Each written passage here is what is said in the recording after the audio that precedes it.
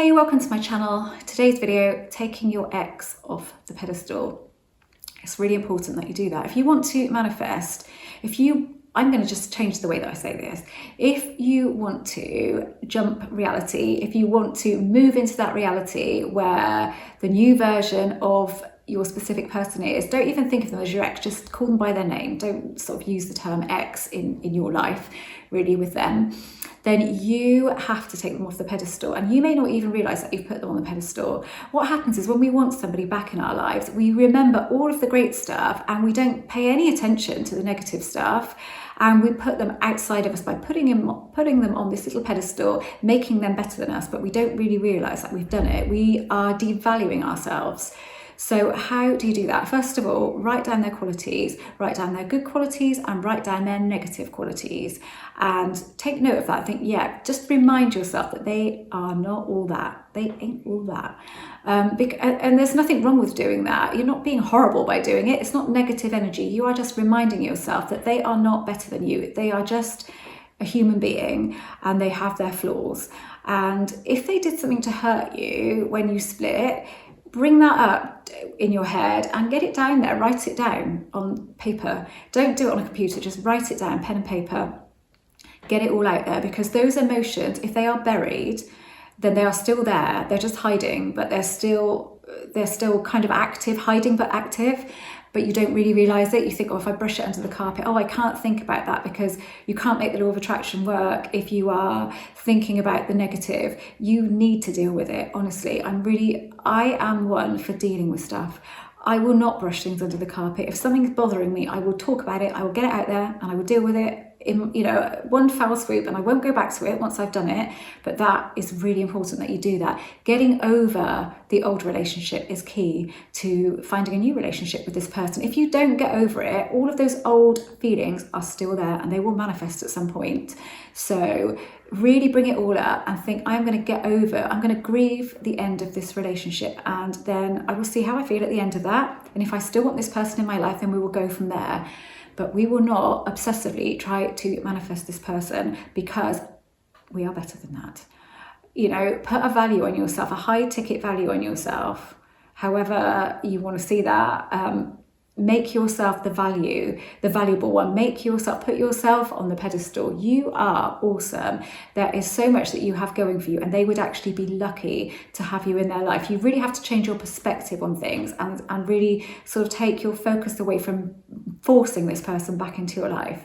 No, you don't need to do that. You do not need to do that. You need to feel good in your own skin and about yourself, and then they are just an added bonus. They are not the be all and end all. It's so important to start feeling like that. And if you think today, I can't feel like that, you can. Honestly, you can. You can do anything. You are powerful. You are strong. Even if you don't feel it, you are. It's in there. It's in there with all of us. We all have the ability to change our perspective on a situation. So you do that.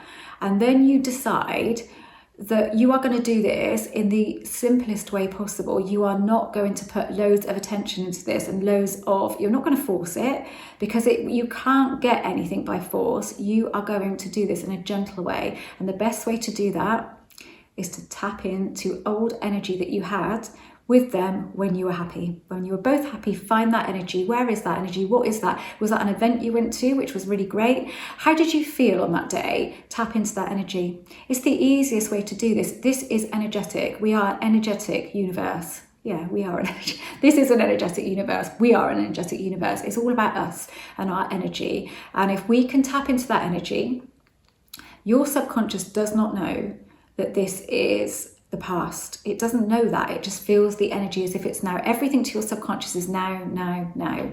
So if you just did that and nothing else, and then you got on with your life because you're putting yourself first, and all you're doing is manipulating energy, playing around with a bit of energy, and taking this much more light-hearted than you have been. Go out and date other people if you can face it, or just go out and socialize more, and take your focus off of them and put it onto something else. It's still there, but by doing that, then you are creating some space for them to come in. At the moment, there's probably no space for them to come in. There's a closed door. They're outside, they're on the other side of this door, and they cannot get in because it's a heavy metal jail door, prison door. there's no way they can get in. And they may be feeling things. They will be feeling things. They will be feeling they're missing you. They will be thinking about you. They will be wondering what you're up to, but they cannot act on it because your attachment to the outcome, the fact that you've put them on this pedestal and you are so attached to seeing this unfold, is stopping anything from happening, stopping anything from showing to you. So you have created that feeling within them, and you have created that quantum path. You just haven't walked down it yet because you are just not in the right place energetically. But by taking them off the pedestal, putting yourself first, and knowing that the value is on you, not on them, that's how you move forward. You'll feel better anyway. And use the 50% rule, which is my favorite rule. And I'm going to mention this in every single video from now on, I think. I am going to feel 50% better than I do at the moment. Next week, I'm going to feel 50% better. I do this with everything, even with, like my migraines, I did it to start getting over them. And I rarely get a migraine now. And I just did it by going, I'm going to get 50% better. I'm going to get 50% less migraines. And I'm not saying they've gone completely, but considering I was getting, say, one a month, I may be getting, I'm probably going to manifest one now, but I'm probably getting, not true, one every 3 or 4 months. Sometimes I go 4 months, sometimes I go a bit longer than that. But just simply by stating that, as soon as you say it, you start to feel a bit of alleviation. So I'm going to feel 50% better. And you even visualize them on this pedestal you've put them on and bring them down to eye level. So you're just looking at each other on the same level. It's a very good exercise for the subconscious. Writing out their qualities is a really good one. And if you are trying to create another version of this person, which you probably are, then write out their qualities, and the negative ones that you feel are really negative, rub them out. Just do it with a pencil and rub them out with a rubber. We call it a rubber. You American guys call it an eraser. And so again, it's an exercise for the subconscious. So you are getting rid of those really bothersome qualities. But at the same time, knowing that they have those qualities is kind of like brings them to the same level as you. They're not better than you.